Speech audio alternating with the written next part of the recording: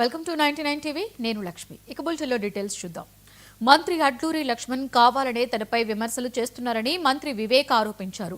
కొందరు విషం నింపి లక్ష్మణ్తో విమర్శలు చేయిస్తున్నారని అన్నారు. ఆయన్ను రాజకీయాల్లో ప్రోత్సహించింది తన తండ్రేనని, ఆ విషయం లక్ష్మణ్ మర్చిపోతున్నారని వ్యాఖ్యానించారు. ఎందుకు తనను విమర్శిస్తున్నారో అర్థం కావట్లేదన్నారు. జూబ్లీహిల్స్ లో కాంగ్రెస్ గెలిచే పరిస్థితి ఉండడంతో ఇన్ఛార్జిగా తనకు పేరొస్తుందనే అసూయపడుతున్నారని మంత్రి వివేక్ అంటున్నారు. చేయడం జరిగింది. అక్కడ అందరు చూస్తున్నారు, టీవీలో చూస్తున్నారు, కానీ మీరు అందరు చూస్తున్నారు. మొన్న లక్ష్మణ్ కుమార్ గారు వారు ఎవరో వారికి బట్కాయించి వారికి ఏదో విషయం నింపి కావాలని నా మీద విమర్శలు చేస్తారు. అది కూడా మాలా జాతికి చెందినవని చెప్పి విమర్శలు చేయడం జరిగింది. అక్కడ అందరు చూస్తున్నారు, టీవీలో చూస్తున్నారు, అందరు చూస్తున్నారు. నేను నా ఫోన్ చూసుకుంటున్నాను.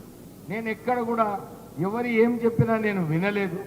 కానీ కావాలని నేను దళితుడు ఉన్నాడు, నా వారి పైన విమర్శలు చేసినప్పుడు ఎందుకు నువ్వు మాట్లాడలేదని చెప్పి పబ్లిక్లో ప్రెస్లో ఇవ్వడము ఎందుకంటే జూబ్లీ హిల్స్ గెలిచే పరిస్థితిలో వచ్చింది.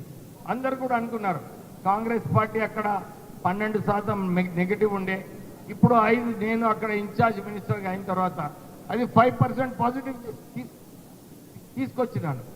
అయితే కొన్ని ఉంటాయి, జెలసీస్ ఉంటాయి, కానీ వీరికి మంచి పేరు వస్తుందని చెప్పి కావాలని అర్థం లేని విమర్శలు చేయడం జరిగింది. నేను అసలు ఆ మీటింగ్లో ఉన్నాను, నాకు ఓర్చుకోలేక వెళ్ళిపోతున్నానని లక్ష్మణ్ కుమార్ గారు చెప్పాను. నేను ఆ మీటింగ్ అటెండ్ చేస్తాను. ఆ మీటింగ్ తర్వాత ఇంకొక మీటింగ్ పోయినాం ఇద్దరం, టిమ్రీస్ మీటింగ్.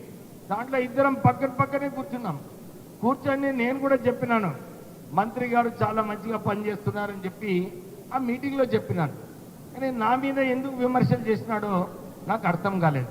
ఆయన అది కూడా చెప్తున్నాడు, అరే నేను మాదిగా కులం అని చెప్పి వెళ్ళిపోతున్నాడని. అంటే ఈ తప్పుడు ప్రచారం ఎందుకు చేయాలి?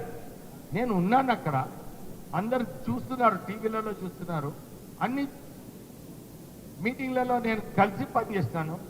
అసలు వారు రాజకీయాలలో వచ్చినప్పుడు కాకా వెంకటస్వామి గారే వారిని ప్రోత్సహించి, ఒక సింగరేణి కార్మికుడి కొడుకు యూత్ కాంగ్రెస్లో ఉన్నాడు, వారికి ప్రోత్సహించాలని చెప్పి మొదటి కాంగ్రెస్ టికెట్ లక్ష్మణ్ కుమార్కి ఇచ్చింది కాకా వెంకటస్వామి గారు. కానీ మీరు అందరు చూస్తున్నారు, మొన్న లక్ష్మణ్ కుమార్ గారు వారు ఎవరో వారికి బట్కాయించి